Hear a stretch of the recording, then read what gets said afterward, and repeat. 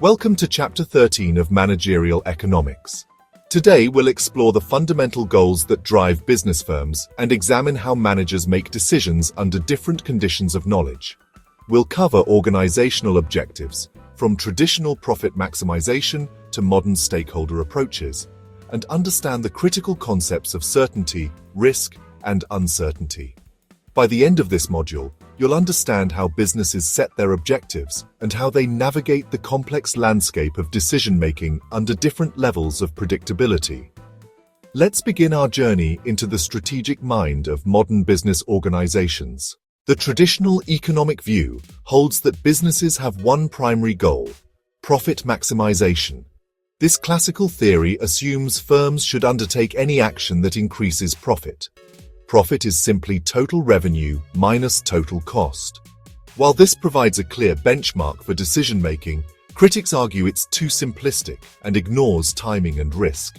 Maximizing this year's profit could harm long-term viability if it means cutting research and development or damaging customer relationships. For example, a small bakery may decide to extend its hours during the holiday season to maximize profits, carefully weighing the additional costs against the expected increase in sales. A more comprehensive objective is wealth or value maximization, measured by the firm's market value. This approach considers not just current profits, but future profits, their timing, and associated risks. The firm's value equals the present value of all expected future cash flows, discounted at a rate reflecting their riskiness. Any decision that increases future cash flows, accelerates their receipt, or reduces their risk will increase the firm's value. Economist William Baumol proposed that managers, especially in large corporations, may prioritize sales revenue maximization over profit maximization. Managerial compensation, prestige, and power are often more closely tied to sales size than profitability, creating the principal-agent problem. This can lead to setting prices lower than profit-maximizing levels to capture market share, as long as minimum acceptable profit levels are maintained. Some firms prioritize growth in size, measured by assets, market share, or employees, as their primary objective. Growth is pursued through aggressive market penetration, product development, or mergers and acquisitions. The rationale is that growth enhances long-term survival, creates economies of scale, increases market dominance, and provides greater security. Modern business philosophy argues that firms must balance the interests of all stakeholders: employees, customers, suppliers, creditors, government, and community. This approach involves fair wages, safe working conditions, quality products, timely supplier payments, environmental compliance, and community contributions. Proponents argue that stakeholder satisfaction isn't mutually exclusive with shareholder value, but rather a prerequisite for long-term success. A well-known example of the stakeholder approach is seen in companies like Tata Group, which invests in employee welfare, community development, and environmental sustainability alongside generating profits. Certainty is a state of perfect knowledge where the outcome of any decision is known in advance with 100% probability. In a world of certainty, there are no surprises. Cause and effect are known perfectly. If a firm invests $1 million, it knows exactly what the return will be. This is a theoretical concept that rarely exists in real business environments. It serves as a useful benchmark in economic models, but isn't practical for actual managerial decisions. Risk describes situations where decisions can lead to multiple possible outcomes, but the probability of each outcome is known or can be reasonably estimated. The key characteristic of risk is that it's measurable. Probabilities may be determined from historical data or expert judgment. Risk allows businesses to make informed decisions based on quantifiable likelihood of different outcomes. Objective probability is based on historical frequency analysis. For example, life insurance companies calculate the risk of a 40-year-old non-smoker passing away within a year.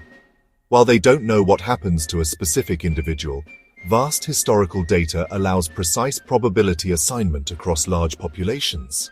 This enables them to set premiums that cover expected payouts and generate profit, following the law of large numbers.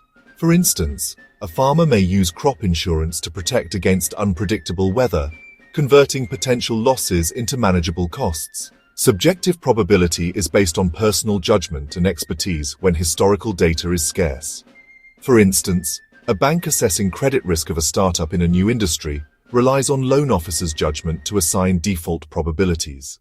Expert judgment becomes crucial when dealing with innovative businesses or emerging markets where historical precedents don't exist. Uncertainty describes situations where decisions can lead to multiple outcomes, but the probability of each outcome is unknown and cannot be estimated.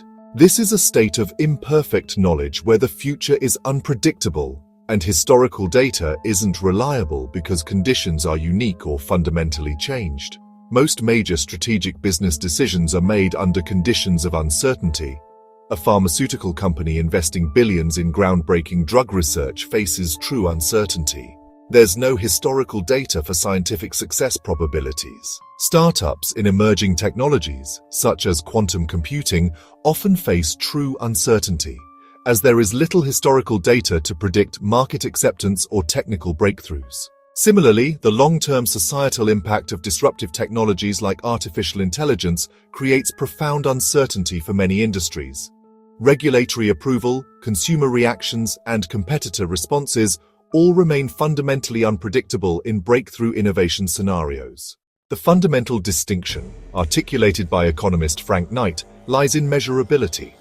Drawing from an urn with 50 red and 50 black balls is risk. Drawing from an urn with an unknown mixture of red and black balls is uncertainty. In essence, risk is measurable uncertainty. While true uncertainty is difficult to manage, firms can employ several strategies. Gathering more information through market research and competitor analysis helps turn uncertainty into measurable risk.